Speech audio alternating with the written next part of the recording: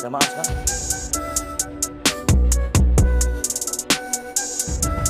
Minta maaf.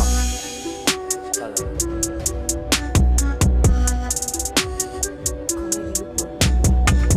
Tapi kita ni masih sah lagi sebagai suami isteri.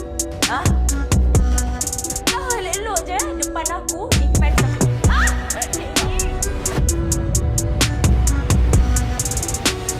Kau ni bercakap macam tak buat salah kan? Engkau dah tolak dia, orang yang tengah mengandung ni sampai luka-luka. Wah, sama kita saksikan dinamik pelakon-pelakon untuk bahagian Tetangguh dan juga Jalan Cerita.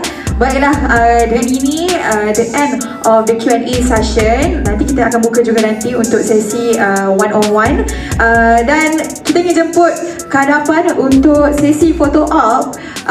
Kita ingin jemput ke hadapan Datin Sri Nina Zurin sebagai Zaleha, Mimi Ardina sebagai Azrin, Riz Amin sebagai Saleh, Rosnah Johari sebagai Rahimah, Natasha Saad sebagai Suraya, Adrin Matin sebagai Raika, Muaz Fitri sebagai Sufian, dan juga kita jemput sekali pengarah drama Osman Ali ke hadapan turut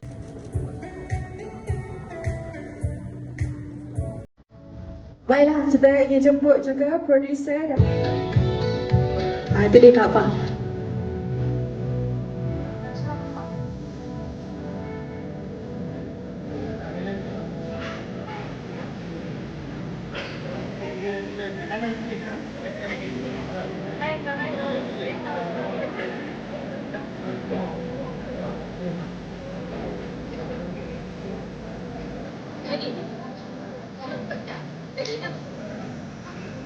Okey, mungkin kita dapat satu dari rakan media kita di hadapan.